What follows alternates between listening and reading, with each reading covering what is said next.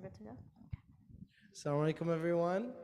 It's a great pleasure and an honor for us to host Sister Hurunnessa Fariad. She is so active in the community in Northern Virginia, actually on a national level, flying all over the country, um, representing Muslims and engaged in outreach. I would give you a very, very long biography about her, but it wouldn't make sense because she's going to be introducing herself during the course of today's workshop. So I'll let her do that herself, but I'd like to welcome everyone. Thank you for being here. We are recording it, even though we aren't live streaming it. So hopefully there'll be a link that you can share to friends and family afterwards, inshallah. So without further ado, please. Thank you so much, Imam. Bismillah, alhamdulillah, salatu wassalam ala rasulillah. Thank you so much for coming. I was a bit worried about who's going to come, but you guys turned out really great. Thank you so much for having me. My name is Hurunnessa. I live in Northern Virginia, so it wasn't too far to come here to Maryland. Thank you so much for having me come here and have this session with you guys. This is part of the passion of the work that I do, especially when it comes to women. But I'm really glad there are men here as well, because this is something that everyone can use. And the public speaking section of why I do this is mostly to encourage people to speak up for themselves, even on a daily basis with your family, with your friends, with your teachers. It allows you to cultivate a thoughtful, is she okay? A thoughtful process of communicating with the people you're around. Now, not all of us get the chance to get up on stage and speak all the time. That doesn't happen for everyone. But those, very basic skills are things that are really necessary in our lives.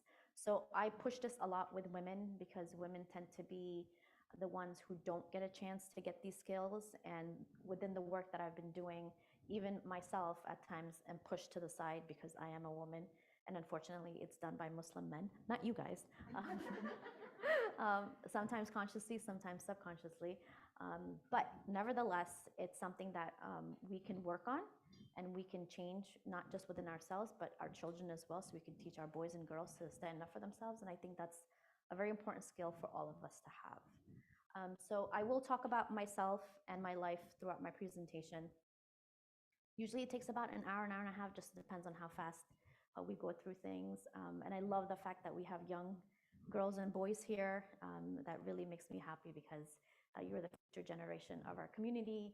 You're going to be taking on the lead, and anything that we can do to uplift you is something that is a privilege for us to do. So please don't ever hesitate to go to your elders and ask for things that you need, especially Imam al-Rafi. He's very thoughtful in that sense when he reached out to me to come and have this session with you guys here.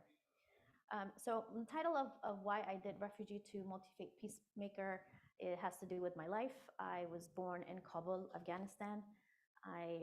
My family and I left when I was about 2 because the Soviets invaded, and we went to Pakistan for about 3 years. I lived in Karachi, and we were there as refugees. I'm the youngest of 10 kids. My parents were already grandparents when I was born, so that was a bit weird. And I picked up Urdu as my second language in Pakistan. My mother, unfortunately, wasn't able to make it to the United States when we came. She passed away in Karachi when I was 5. And may Allah forgive her and make it easier for her. And so she passed away a few months before we were granted refugee status to come to the United States. We were part of the first wave of Afghans who were granted refugee status to come to the United States after the Soviet invasion. So you saw about 2 years ago, 2.5 years ago, a flood of Afghans came to the United States. They're the recent wave. We were part of the first wave back in the early 80s. Is that me? Maybe it's a double mic. So my multi-faith peacemaking section of my life is the current work that I do. I serve as Director of Outreach at Multi-Faith Neighbors Network. What we do is we promote multi-faith peace building between evangelical Christians, Muslim, and people of the Jewish faith here in the United States and overseas as well. So during this time, as you can imagine, it's quite difficult to do the work that we're doing, but we're still trying to continue to do that. And specifically, we work with evangelical Christians because they're the biggest group here in the United States that promotes Islamophobia and violence against Muslims and other minorities. But the evangelical Christians we work want to change that narrative within their communities. One of our founders is Pastor Bob Roberts, and he's an evangelical Christian pastor, but his thinking is very different. He's very inclusive. He wants to change that narrative within his community and promote the type of work that we're doing. The other two founders are Imam Majid, who is my teacher, and the Imam of the masjid I go to at the Adams Center in Sterling, and Rabbi Saperstein. And so we also have a section of the work that we do to promote women. Because multi-faith work, the one that we do is centered around clerics. When you say imam, it's always men. When you say rabbi, it's mostly men. When you say pastors, it's almost always men. So when I came on, I pointed it out that way. There's an imbalance here. Where are the women? How are we going to bring the women? So we started our Inspire section of the work that we're doing, which is making sure that each one of our cities has women involved in the work that we're doing in that city, and they're working with each of the clerics in those cities so that it's balanced out, that it's not just men doing the work, but women are there also, and it's not just women doing the work, and they're collaborating with the men as well. And this is how they build relationship and getting to know one another. So when crisis does happen, that relationship actually comes in and helps them out, and they're actually able to move past the negative talk or the issue that's happening at that moment and still stick up for each other when times are hard. So that's me when I was a baby. That was me in Kabul. And then this is a picture of my I-94, which is my refugee paperwork that I had when I came to the United States. This was taken a little bit after my mother passed away in Karachi. These are my 4 daughters. My children are half Pakistani. My eldest, Nabiha, is almost 24. Hasana just turned 22. Radia's hair is very short in this one, but she's 17, and Liana is 15. This was probably a year and a half ago. As you can see, you'll see a bunch of kids in blue tops. I went to a performing arts high school in New York City. I grew up in Queens, New York City. And over there, I was trained as a vocalist. Not that I was going to use it. It was just something I've always been passionate about. And so then I got married. I moved to Virginia. Never thought I was ever going to use my music background until Imam Majid called me into his office one day and asked me if I have a music background. And I was kind of hesitant about answering because I was like, am I going to get in trouble for this? It's like, that was in high school. I didn't do anything. And so he said, well, you're going to start the first masjid youth choir. And so I laughed at first, and then I said, yeah, okay. And so March 1st will be 8 years since we've had the Adams Beat Choir, and the Beat is an acronym for Baraka, Iman, Adab, and Taqwa, which is what we incorporate in what we're doing with the kids when I'm teaching them to sing, and they actually end up performing at a lot of cool places as Muslim American youth. So this is at the National Cathedral, 2000, I would say 17. They invited us to come for the Martin Luther King celebration. They were the only youth choir invited. That was my first group of kids. They call themselves the OG because they like that title. But majority of them are now in college, mashallah, so they've moved on. But they had a great experience in going to different places of worship and learning about other religions and also respecting them and having a well-rounded approach on how they represent themselves as Muslim as well. This was at another event. Orian, who's reciting the adhan, is also a hufad. He's memorized the whole Quran. I have a lot of kids in my choir who have memorized the whole Quran, mashallah. So he's in college now. Here, I was invited to a Catholic school in Maryland to teach them the Assalamu Alaikum song by, what's his name, Hafiz J. And we sang it together with my kids at the Kennedy Center here a few years ago. These were my kids in this picture, but we collaborated together with the Catholic school, and they performed that song at a anti-bullying rally video thing that they put together. And that's the video of that event. And then that was at a synagogue that we get invited to. And then this is part of the work that I've been doing. That's at an evangelical Christian Muslim event to promote religious freedom and also religious understanding and multi-faith peace building. Over here, Department of Homeland Security asked me to come and do a video for them for their 46,000 TSA workers, they have to view a certain amount of training videos every year. And so they asked me to do the multicultural, oh, thank you so much.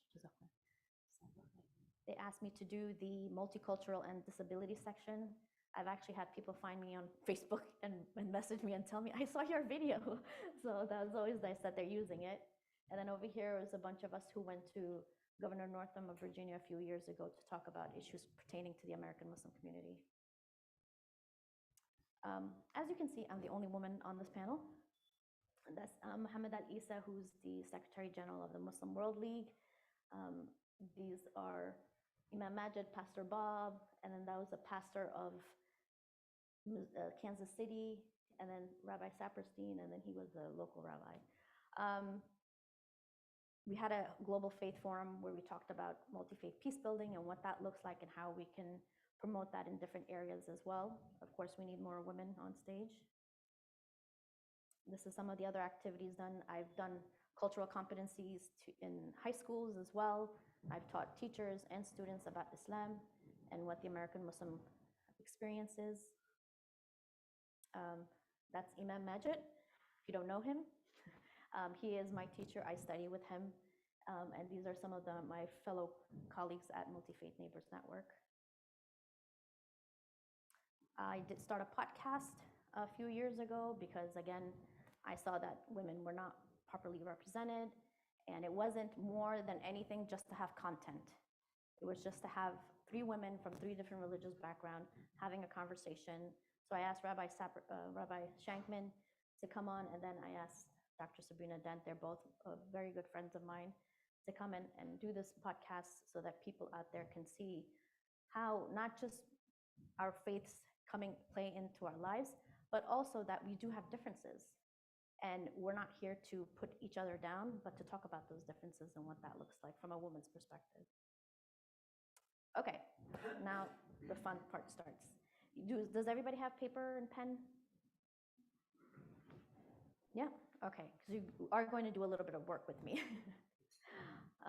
So again, like I said, the purpose of this session, this workshop, is for you to get skills, for you to be able to advocate for yourself. That's the main reason why I do this I've done this with Catholic nuns overseas. I've done this for Muslim women overseas. I've been invited outside of the country to facilitate these workshops. And they're mostly organized by organizations that are not Muslim. Usually they're Christian-based. So these are the 5 basic types of public speaking genres, right? So there's the motivational one, which like pumps up the audience, okay? And then there's a persuasive selling. You're trying to make the audience do something about a certain issue, or you are selling a product. Entertainment is a light and funny speech to put the audience in a good mood. That's apparent. We see that with comedians and people who like to start off saying jokes. There's transformational, to make the audience change their mind or belief in something that you are passionate about. And then there's informative. If you have a phone, I suggest you take a picture of it rather than writing it down, because it'll just make it easier for you to keep it. And then there's informative, which gives the audience information to educate them. Now, there are times where I've had literally 10 minutes notice before I had to go up and speak in an event. This was about 2 years ago at an iftar. No, actually, it was this past Ramadan. Governor Youngkin was coming. He's the governor of Virginia.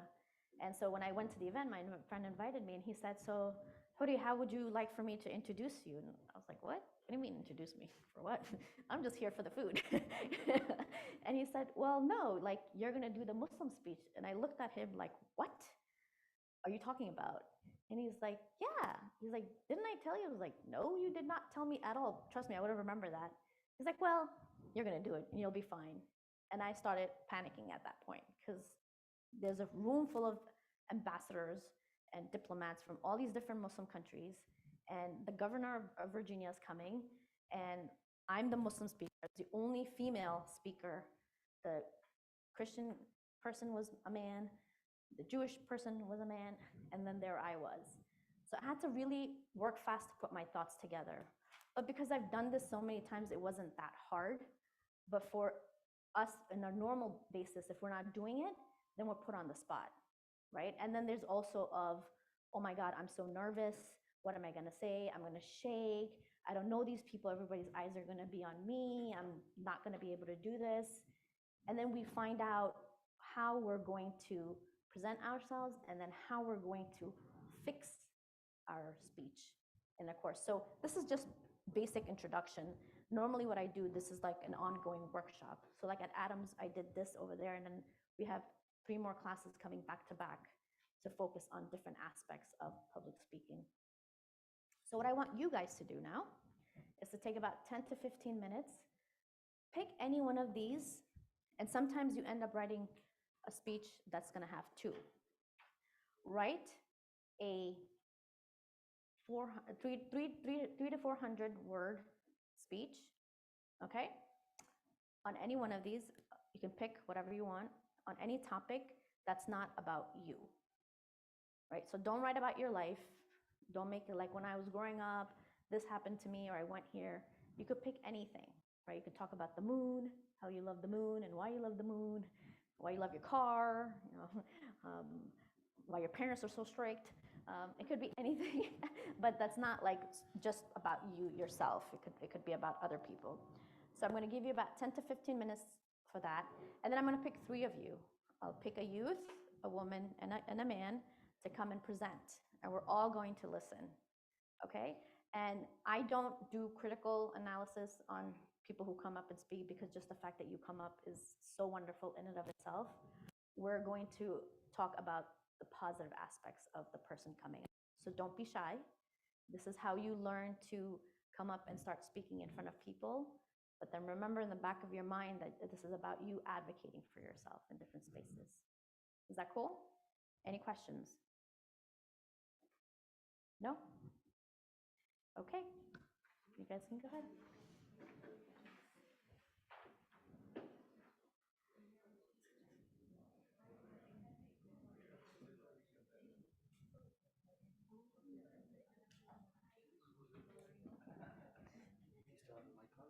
I do have the mic. You don't have to take it out. Just push that. Yep.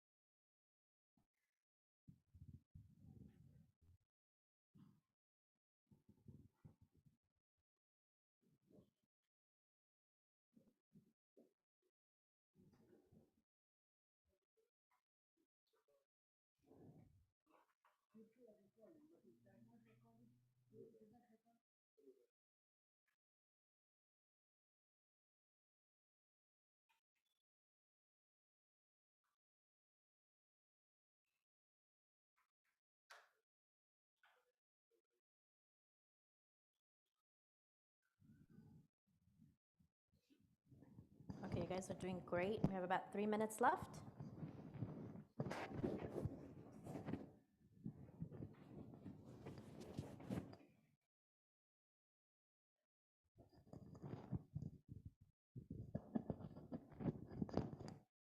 Better this way.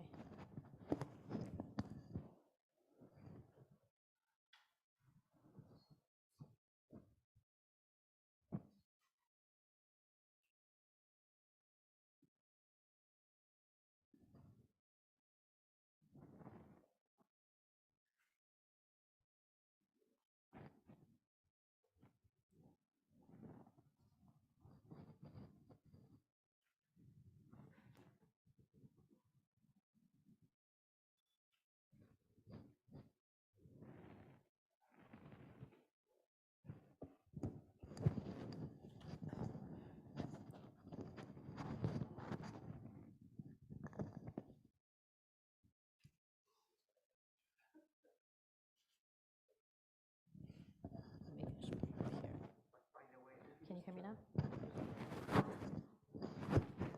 I believe I don't have mic problems, but they don't exist? Oh, great. Oh, yeah. Who would have thought? What was I thinking? Wrong crowd.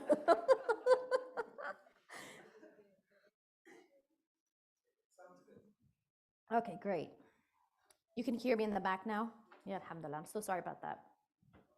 Okay, we have about 1 minute left, and those of you finishing up, you can finish up. Now, the fun part starts. We have the extra mic, right, Imam? All right. So I don't like to do all the talking because that's not why I'm here. I'm here to just open it up, and then you guys are going to start. It's on, yeah, thank you.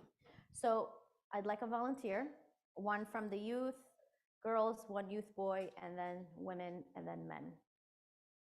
Who's going to be the brave soul? Oh, look, I have so many here. Okay, I saw your hand first, so you can come up here and read your speech. You're going to stand right here. Oh, mashallah.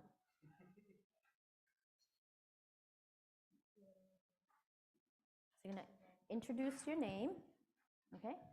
And then you can just stand right here, and then you can do your speech. My name is Nahaya, and mine is, are phones good or bad for children? Phones are for many uses, like calling somebody, texting, and even playing games. But should children have the ability to own a phone? If a child has a phone, they are just wasting their time. They have no use for it. But if an older child needs it when they're going out at night and they need it to be in touch with their parents, a phone will be necessary.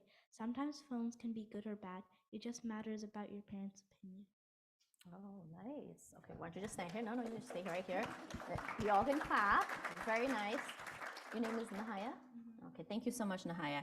Now, what I want you guys to comment on, oh, there's 3 mics, is positive comments about Nahaya's speech. So just raise your hand and I'll bring the mic to you. Yes, we're going to encourage one another. I like how she ended with the conclusion. What was the conclusion? That what really matters is the conversation between you and parents. And so there was a take-home message. Okay, so you understood her message? Yes. Yes? Okay, great. What else? I like your courage. You stood up there. That was not easy. Yes, her courage, mashallah, that's awesome. Yes, sister. Do you have a phone? Are you trying to get the phone for? Yeah, that's what I'm asking. Is that she's trying to get the phone? She was, because her sister got in 6th grade, she's in 5th grade year. So she Okay. doesn't actually have, it's a broken phone. She All thinks right, it's her phone. great. I just feel like she's, negotiating for a new phone. But that's a skill in public speaking and speaking in general, is to advocate for yourself, which is what you're doing. Even if it's not overt, and it's not obvious, that's part Yeah. of the whole process. I like that you picked a very popular topic. It applies to everybody. Yes. Thank you so much. What else? I like that you didn't tell us your opinion, but you let us decide for as a whole. Ah, very nice. I like that observation. Yes. Just a follow-up to that comment, I liked how you explored both sides of the argument. Gave opinions Yes. for both sides. So now, tell me which one of these five, or how many of these five, did she hit on? Just raise your hand and you can just say it out loud. Informative? Yes. Number two, persuasive and selling? Yes. Transformational? What else? Anything else?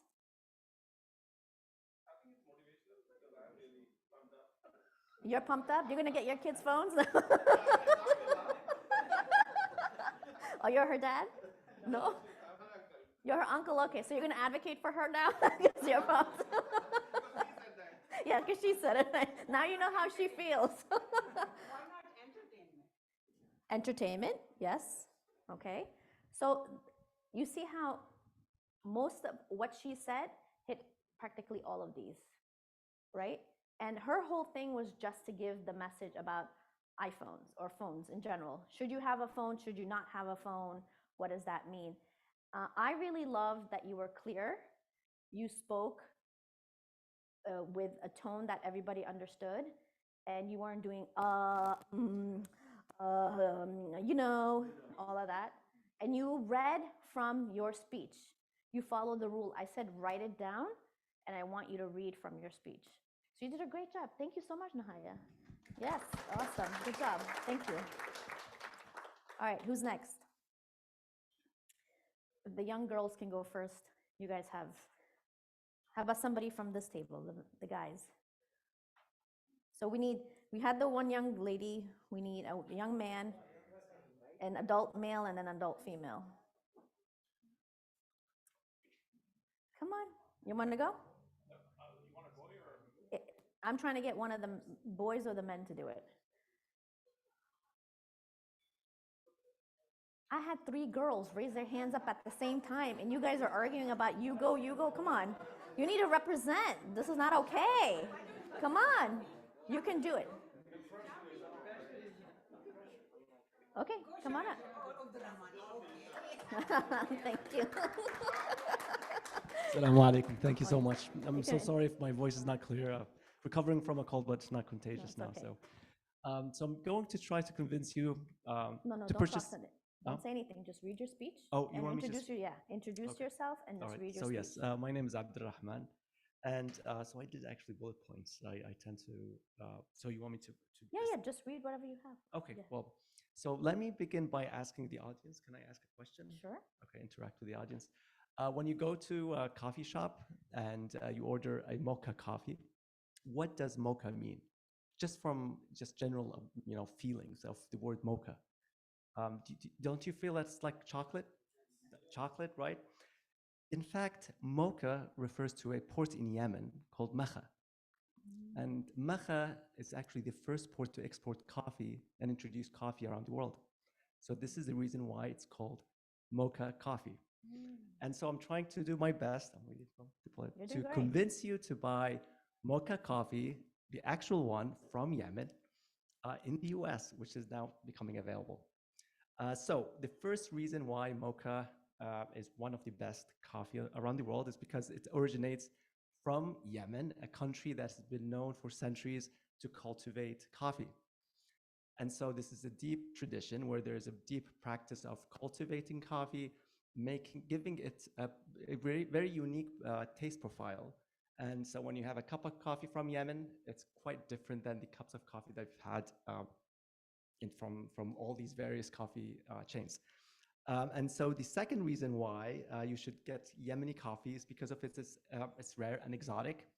So you can really say, oh, I'm drinking an authentic cup of coffee from Yemen, which is kind of unique and cool. And it's, again, very much available now online.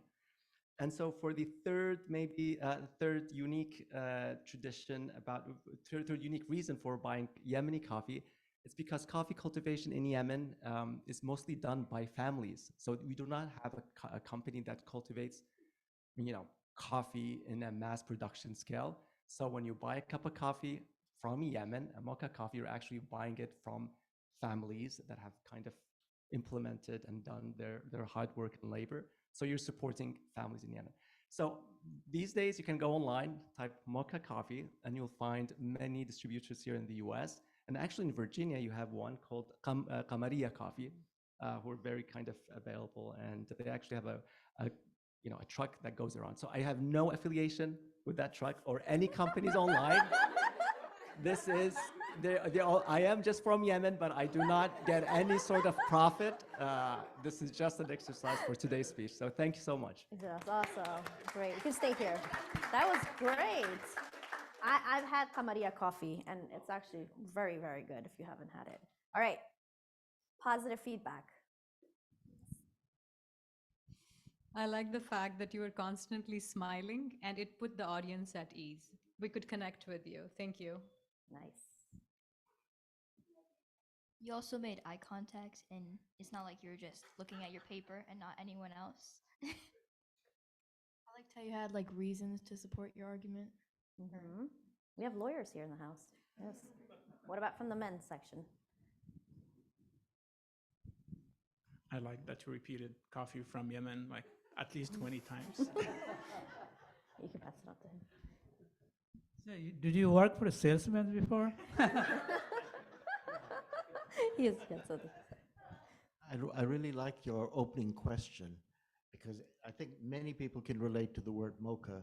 So that question sort of got my attention right away. Yeah, that's really good. Yes, we're coming. I'm Oprah today. You were very persuasive. I'm going to get myself an Yemeni coffee. Yemeni mocha. coffee. Yeah. You have a customer now.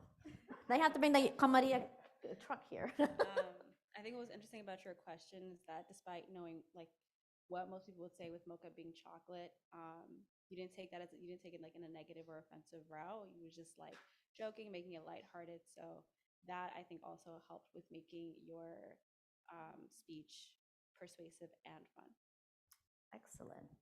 Very, very, really great observations. Now, which one of these did he hit? Go ahead.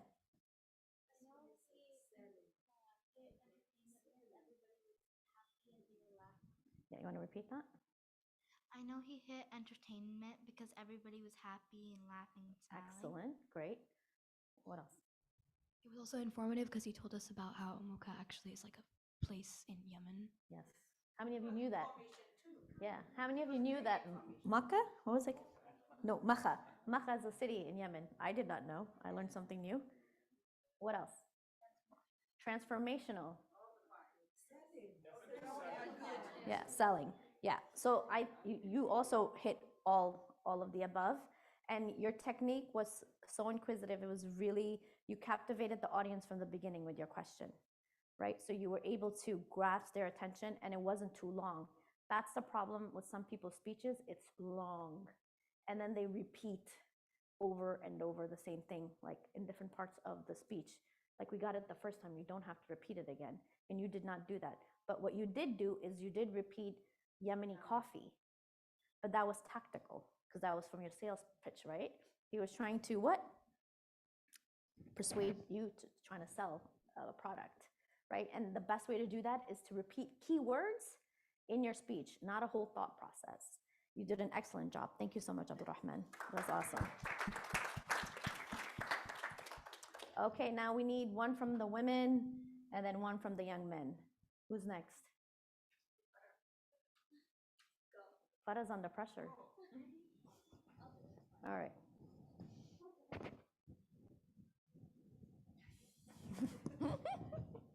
You're all doing great, by the way. No, you're doing fine. All right. Assalamu alaikum. I'm Farah. I've been volunteered. I'm going to read to you about the importance of reading fiction. So books, specifically fiction books, have the ability to transport you to a different world, to empathize. They allow you to empathize with different types of people. They help you explore situations that you may not come across in real life. Stories and, trying to read my handwriting. Stories and fiction specifically allow you to let your mind wander and wonder. They allow your imagination to grow. They are so important in helping your brain thrive and think and relax. Even Einstein advocated for letting kids read fairy tales. I would take that further. I think it's important for adults to use their imagination muscles too. Reading is essential for those who attempt to rise above the ordinary. If you want to be extraordinary, read fiction. Very nice. Thank you so much. Awesome. All right. Positive feedback. Yes. I love how she stated facts and she used nice vocabulary. Oh, yes. She did use nice vocabulary. Anybody from here? Very persuasive. Very persuasive? Yeah. You were convinced? You're gonna read a fiction tonight. Yes. Great. I like that you were very easygoing and pleasant and not nervous. That really, again, helps a lot, I think. Yes. I really appreciate your articulation, and you were to the point. When you state a sentence, it was clear, and your objective was clear. So yes. Great. Yes. I like that you restated your introduction for your conclusion. Like you. Yeah. Nice. What about from here? Yes. I like the delivery of his speech, and you were making eye contact and continuously, you were reading, but looking at the audience as well. Yes, great. I like the way you presented the topic because it's something that I relate to. I really love reading fiction. Oh, you have another fiction lover here. Anybody else? Yes.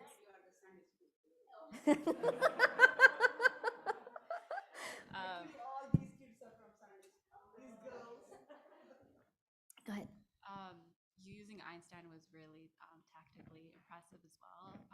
People think that fiction is just for kids, but Einstein is someone widely respected by adults and children. So it helped to give a stamp of approval to your statement, to your argument. Thank you. Yes, she got expert advice or expert, reference. So I love the fact that you connected it with both the youth and adults, because she said it's for adults also. And then I imagine, like, because I went into my own head, right? I was like, oh, there's a unicorn, and then the Kamaria coffee's coming. We're in some faraway forest somewhere, right? So it's great that, like, you set that up, that I'm sure I'm not the only person in the audience that did that, right? That you kind of go off, drift off into your own world based on what she said, right? So you did a great job. Now, which one of the fives, or how many of the fives did she hit? You could just raise your hand and say it. You just say it. Persuasive, okay, yes. Persuasive, Informative, yes. Entertainment. Transformational. Yeah, so those of you who were not going to read fiction, you're going to go home and read it tonight, right? And then you can report back to Farah what you thought. What else? Any of the other ones? Go ahead. Entertainment, yes.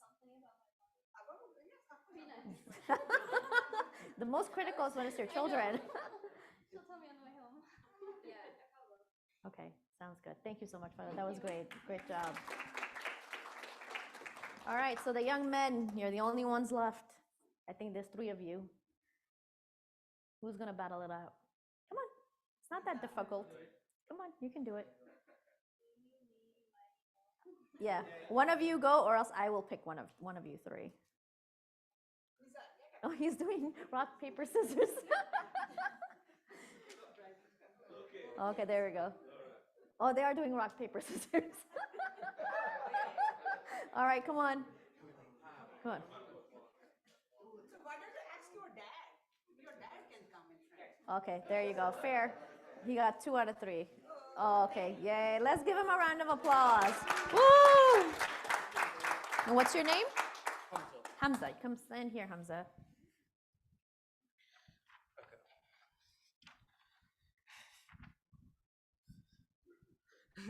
You'll do great. Don't worry. You got this. Much written.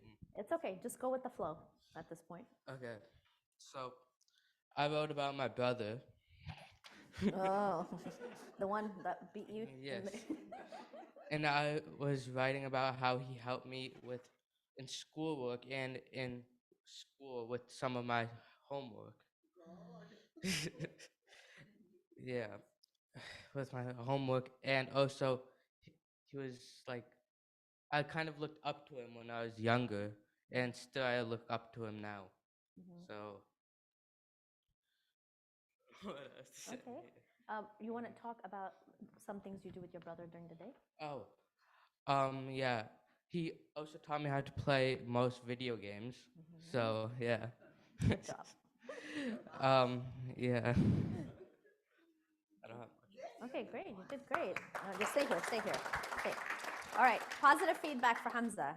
Yes. I really appreciate the affinity between you and your brother. That's really great. I mean, I wish you all the best. This is fantastic. Thank I you. mean, yeah, he beat you in the rock paper scissors, and he still talked about his brother. Yes. What else? Positive feedback. Yes. Well, I would say, mashallah, Allahumma barik, because I feel the love between you and your brother. Mashallah, mashallah. That's what I wanted to say. Thank you. Anybody else? Yes. Yeah, I think one of the good thing about his speech is that he appreciated his brother in front of so many people, which he Yeah. can never forget. Yes. It's on video too, so yes. So I like the fact that you did have notes, but you were also able to speak extemporaneously. You were able to add lib, Yes. and you did a good job on that.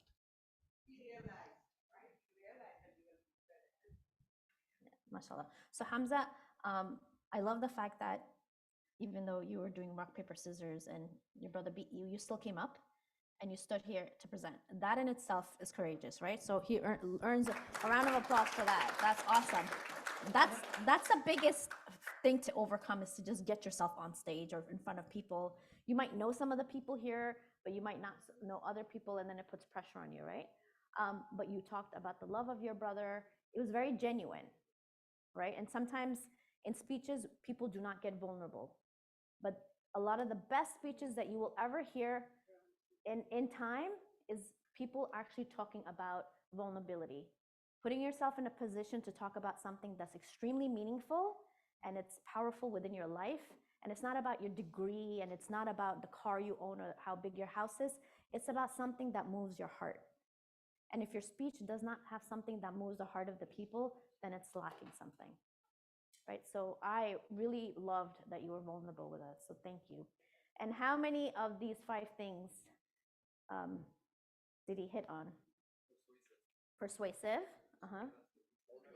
informative, yes. Motivational.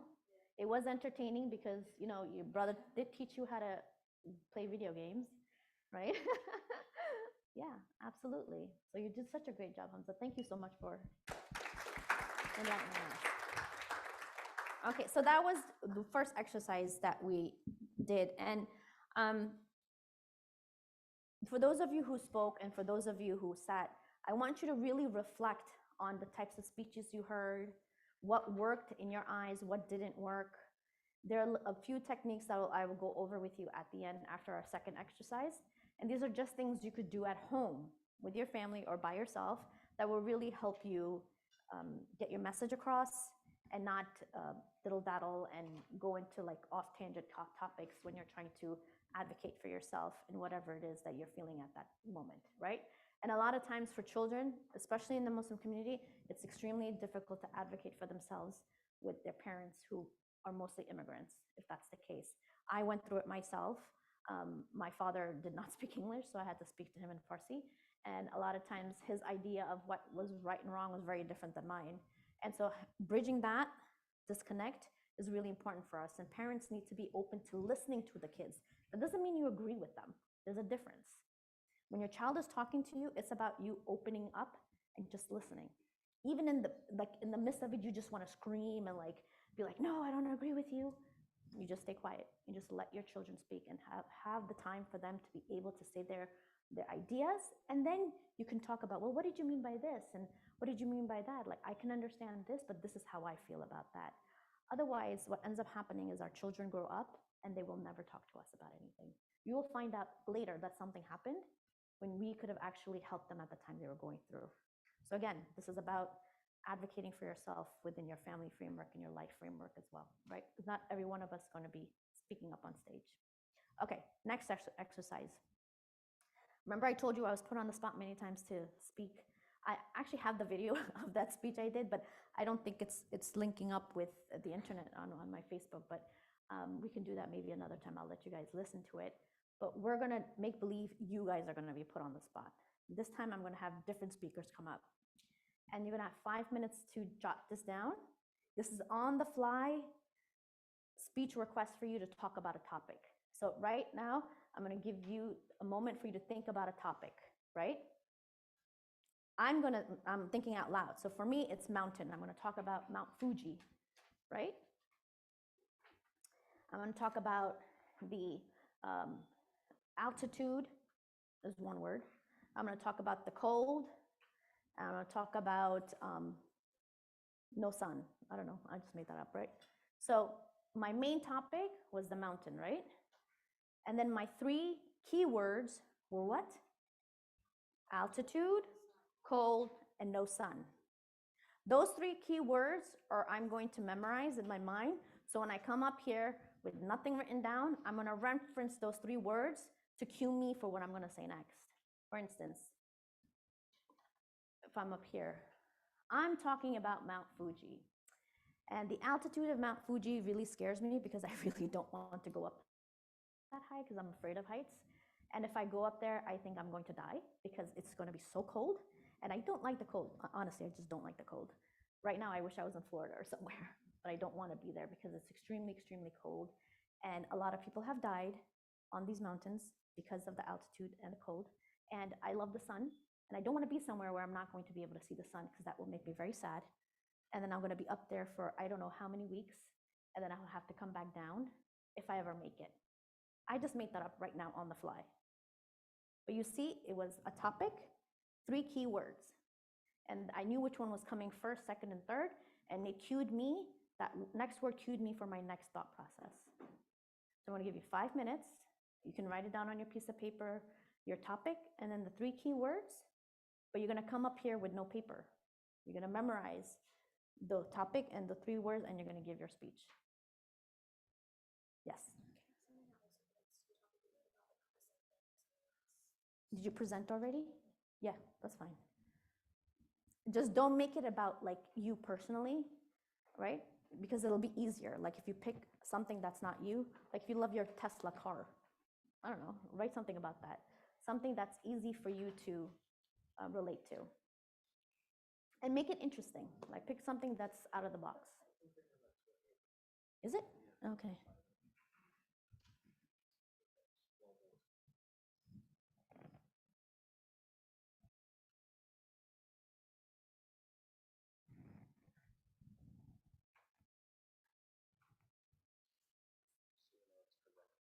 Oh, yeah, it's okay. No.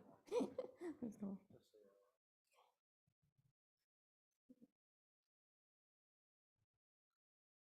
Let's see if it's working.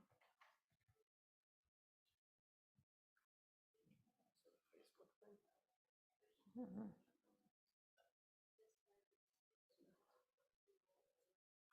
Let me try another video.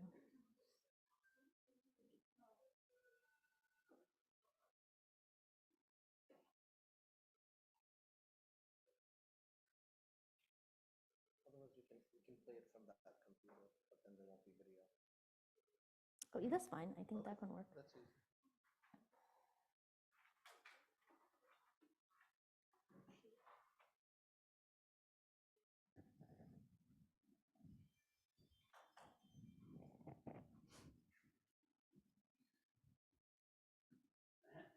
Yeah, if you just go to my Facebook page, I think you just find it.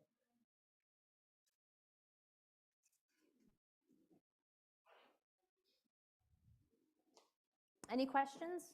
So topic, 3 key words, not 3 sentences, just 3 key words that's going to prompt you, and then it's going to prompt you into the next word.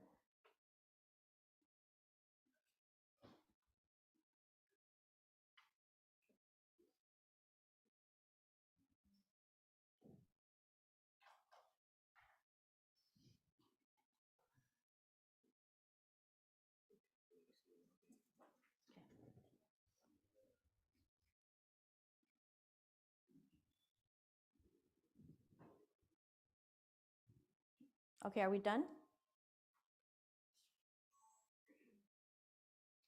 I do want the ladies in the back to participate this time, okay? I want one of you to come up.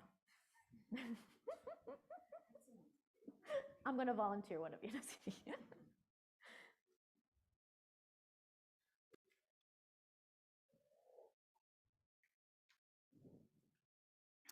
Okay, we're done?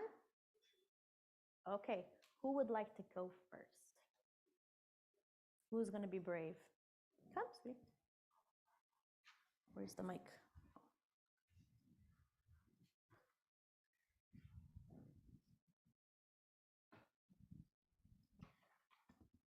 Here are 3 reasons why you should get a cat. 1, they are very cute, and seeing cute things helps your brain relieve stress and release a hormone called dopamine, which makes you happy. 2, they can be loyal friends. Cats won't judge you if you tell them your deepest, darkest secret like a human would. So, spill. And finally, getting a cat is sunnah. That's why you should get a cat. What are you waiting for? Go to the store. The pet store. That's great. That's so good. What was your name? Want to introduce yourself? Oh yeah, my name is Jannah. Jannah? Okay, mashallah, Jannah, you did a great job. No, wait here. Yes, she will be the cat advocate here, right? Positive feedback. Okay, let me. Oh, I was just saying, I like the topic. You like the topic? I did the same thing. Oh, you did? Okay, she stole your thunder, huh? Go ahead. I really like how it was like really lighthearted, and you made like the audience really happy. Yeah. Yeah, you were very energetic and engaging. Yes. What's it? Okay. Who else? I like the fact that she brought the religion into it. Oh, she brought religion into it. Yes. Anybody else? No. Very persuasive. Very persuasive. Okay. So, which one of the 5s did she hit? Persuasive. She was definitely entertaining, right? Informative, motivational. Yeah, mashallah, you did great. See how it was just a topic, 3 key words, and she hit it. Boom, 1, 2, 3, and she brought elements in to keep you captivated. It wasn't boring, right? Like, who wants to listen to someone go about a topic? Like, it's monotone. There's no emphasis. There's no high. There's no low. And she was very persuasive. She even told us what to do, right? Which is great because she was able to put all of that together in a very cohesive way without being bossy, right? So you did a great job, Jonah. Thank you so much. Who would like to go next? Do one of you want to go? Come on. No? Okay. We tried.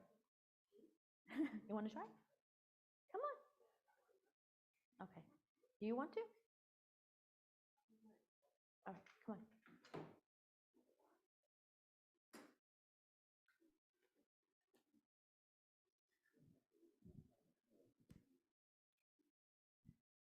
So my name is Mernana Lag. My topic isn't motivational, but it's informative. So my favorite color is the color green. I like the color green because like the grass is green, the trees are green, and I like to think that the earth is green. And when I think of like something green, I think of something happy because when you win, you think of green and like positive actions are always associated with green. So your favorite color should be green because it's a positive color, it's associated with positive things. Good job. What was your name again? Amanan? Mernan. Murnan? Mernan. Murnan. Murnan, mashallah. Thank you, Murnan. That was great. Positive feedback. Yes. Muhammad Sallallahu Alaihi Wasallam's favorite color is also green. That's right. There we go, mashallah. Anybody else? Yeah, I think she used a great strategy, which is repeating why her favorite color is green. So that kind of convinced us to appreciate the color green. I was imagining green when she said, the earth is green, the trees are green, right? I was able to visualize that, and that's important. Anybody else here? I know you want to say something. I think I was thinking about. I'm sorry. It's just I was thinking about the last person more than what this person, and I was thinking about being energetic and engaging. But there is a contrast between the two speakers. So here, right, and the thing is, like, all speakers are going to be different, but mashallah with hers is that she took you into a realm. She took you into a realm that a lot of people have a hard time doing. So what she did, it was actually difficult, right? She allowed you to imagine something that she loves, that you might not love, but that she loves. And her love for it came through in that vision that we were able to see, right? So she could have been talking about like dogs, and you'd be like, I don't like dogs. But then listening to her, like, oh, maybe I do like dogs. Like, I like how she expressed it. So the way she talked about the color green, and you personified it in a way where you were vulnerable and you talked about something you like, allows the audience to connect with you. And that's so important, right? So at times, you don't need energy. You don't need it to be hyped up. That's not an element of public speaking that has to always be there. It doesn't work with every type of speech, and it doesn't work with every type of topic, right? Like if I was talking about the death of my mother and I was so ecstatic, that would be weird, wouldn't it? Right? So energy has to be placed at the right topic and at the right time. Yes. I want to say the way she was saying that my favorite color is green. I felt that she meant it. And Yes. her favorite color is So you were green. convinced. I felt it. Okay. So you would say that she was persuasive? Yes. What else was she? She was motivational? Yes. Was she transformational? Yeah. Because if you didn't like green, you should like green now, right? And she was informative. She talked about certain things about the color that was information.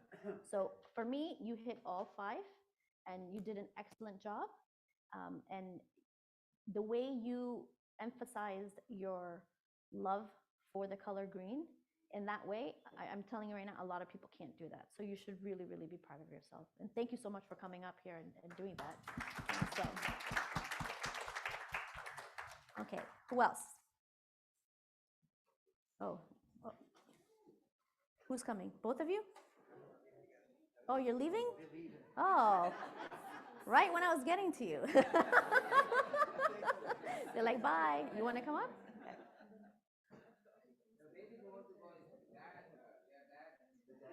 Oh, the dad. The dad was like, yeah, we're going.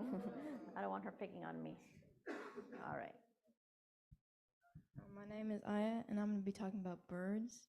I think the different colors of birds and like the size are really beautiful on like birds. Each of them has their different sizes and shapes, and I just think it's really amazing. Also, the way they fly and then the way the wings act. I think that's why a lot of people think that they want to have like a superpower of flying, and it's really cool, and you can like travel anywhere.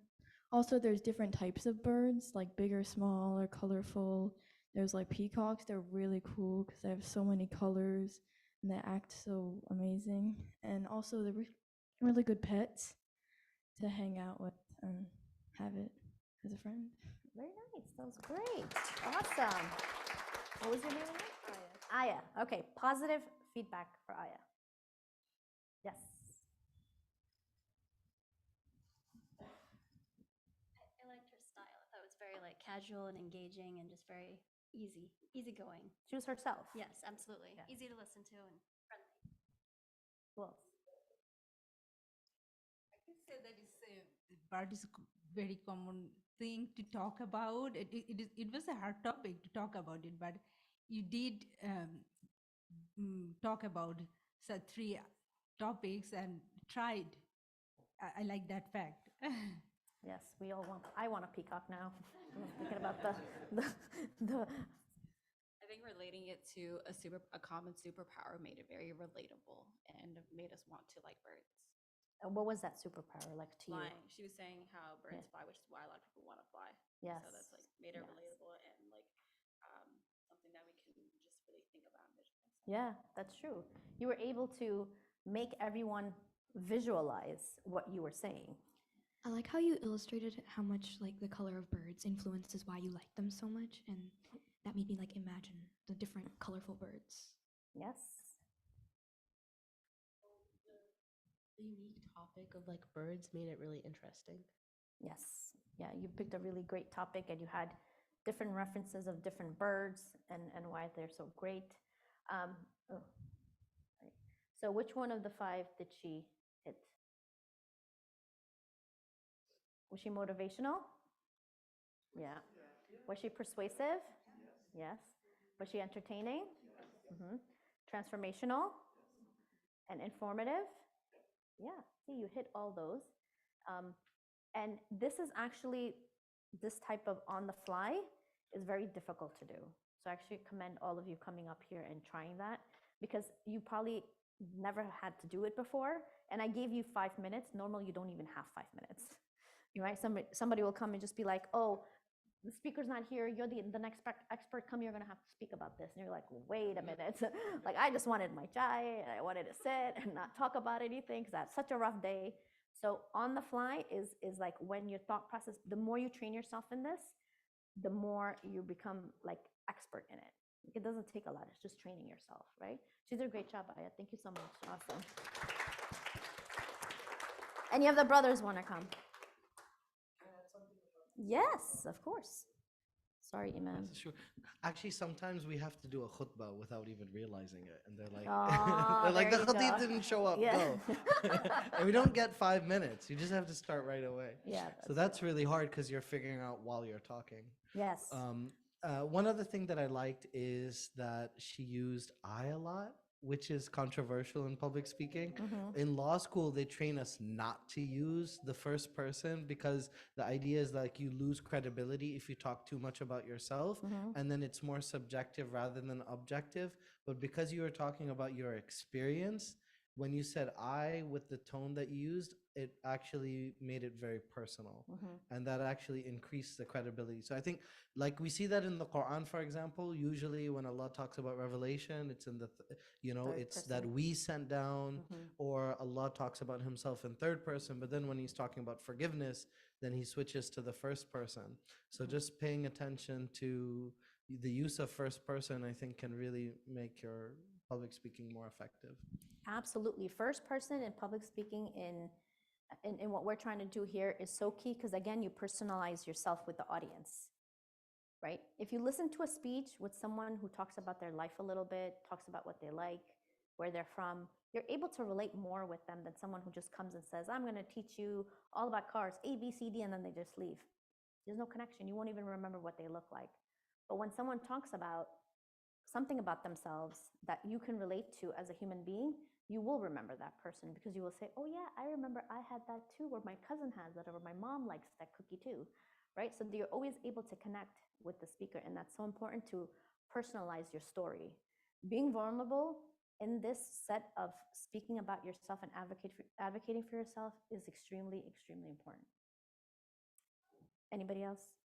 I just want to have a comment. Yes. I'm truly delighted to see somebody like you to stand right here, representative and Muslim, and a female, speak and help. I really had hope on. I was listening to my little sisters here. It filled my heart. We're going to have somebody like you soon. Somebody here that to be able to motivate us just like what. Oh, alhamdulillah. Thank you so much. I appreciate it. No, it's my pleasure being here. Alhamdulillah. I have such a great time listening to you guys and hearing your thoughts and your ideas and what matters to you. That's what we have to cultivate, right? As a community, as Muslims, we have to be able to push the next generation to the next level to be in a better situation than we were growing up. And but thank you so much for your kind words. I really appreciate it. Alhamdulillah. Anybody else want to go? You want to do it? Sure, yes.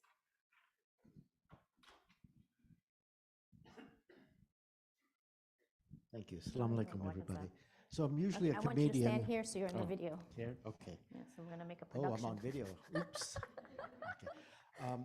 So how many of you want to be successful in life, in school, in home, in marriage? I hope everybody. Well, the way I thought I came up with a very easy formula, ABC. And I shouldn't have said that actually, but so A is for attitude. In order to be successful, you have to have a good, positive attitude.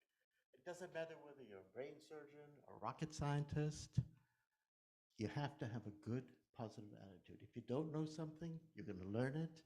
If you don't like something, you're going to deal with it till you find a better way. B is for building relationships. If you're in school, you want to pick good friends.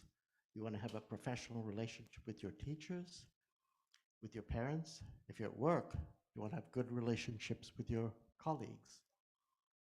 And C, what does everybody think C is? It's the most important part of success. Yeah, it's part of it. Compassion, no. A lot of things, but really, the essence, part of Islam, character. Character. You have to have character.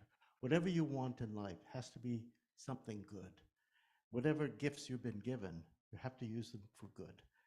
And that's how you're going to be successful, inshallah. ABC. Oh, wait here. Ooh, we have to give you our positive feedback. All right. Attitude, build relationships, and character. I like how you summarized it all into one equation that's simple for everyone to understand, and it will definitely stick with me for a long time. Yeah, there you go. You gave easy words to connect. Anybody here? Okay. Yeah, I like easy words or acronyms. Like for the whole slide, I just made the word empty. Okay. I hope we don't stay empty, but yeah, that's a good one. You made an acronym. Yeah. Okay. So I like this. You liked his acronym? Yeah. It made it easy for you to understand? Okay, great. What else? Speaking style is very relatable and just very, yeah. It seemed like you practiced that a lot. He is like the boss of Green ICCP. Mashallah. All right, so which one of these did he hit? Motivational? All five? Yes? Okay. I love the fact that you brought your wisdom into this because that's very key in the way you presented it. You weren't like on everyone's case that they have to do all these things, but you were giving advice from your own experience, and that goes a long way, right? It's the way you presented it, the way you talked about it, and you made it very easy for someone her age to say, I really appreciate that. I'm going to take that with me, right? Because kids usually, it's in one ear and out the other, but she's like, oh, wait, I can do this, right? You made it practical and easy. You didn't use big words that people have to go home and use a dictionary, right? You've heard, no. You have to use language that the audience can relate to. I don't know how many times I've heard speeches where the guy's on stage and he's using big words, and I'm like, what? Like, I don't even know what that means. I had to like record him just to go back, and it just kills the whole thing because you have no idea what he's saying. So you have to use vocabulary that the audience can relate. And you used where like even the younger generation was able to connect to. So thank you so much. That was great. Thank you. Alhamdulillah. I have to say that you guys did an amazing job. Alhamdulillah. I loved your energy. I loved your personalities. And always remember that we all come with our own background. We come with our own good stuff that we grew up with, but we also come with our own trauma, right? We're not going to be the same. I can't be you, you can't be me, and that's great, and that's okay, right? We all have things that we're good at, and we all have things we're not so great at. That's how we are able to balance. So never try to think that you have to be like anybody else. You be yourself, and you work on the stuff that you're good at and the stuff that you really that motivates you and that will strive you to the next level of being with yourself. So I'm going to give you guys a few homework things to do by yourself, or you can do it with your parents, wherever, or by yourself, that will help you when you're presenting your ideas. When you're speaking, when you go home, either in front of a mirror or in front of a camera, I want you to do one of these exercises and record yourself or watch yourself speak. Recording is better because you could go back and see it. You don't realize it. You will notice facial movements. You will notice what you do with your hands. You will know when you say a word that you probably didn't want to use. You will learn a lot about how you present yourself to other people. So when you're talking to your parents and advocating for yourself, that's what they're going to see. So you're going to present that, and then you're going to say, I don't think I really want to come off like that, so I'm going to change this. And you're only going to do that if you record yourself and see. If you do it in front of the mirror, it'll work, but you really have to like focus, and then you can't focus on what you're saying. So I would rather you record it, okay? And then go back to that. And then record yourself every few weeks and see the change in that. Minimize your ahs and hms and using the word like, you know, all right, pauses. So you're succinct and you're not wasting time and you're to the point, right? And you're not repeating yourself. And that happens with practice, okay? And then find someone in your house that you can have this type of back and forth with, right? You help them, they help you. You're able to learn different techniques that work for you, and then using these 5 techniques, right? They will help you really be that type of person where you can advocate yourself without offending the other person, and that's key too. So I'm gonna end it off here. I want to thank you guys so much for having me come here. Thank you, Imam Rafai, and all of you. Thank you too. Oh, alhamdulillah. This program was unique. Let me say fantastic, excellent. Those are the common words here in US. But this was a unique program. The interaction between the young and you people on everybody was amazing. Thank you. Oh no, much. thank you. Thank you. Alhamdulillah. Thank you so much. All. Alhamdulillah. Yeah.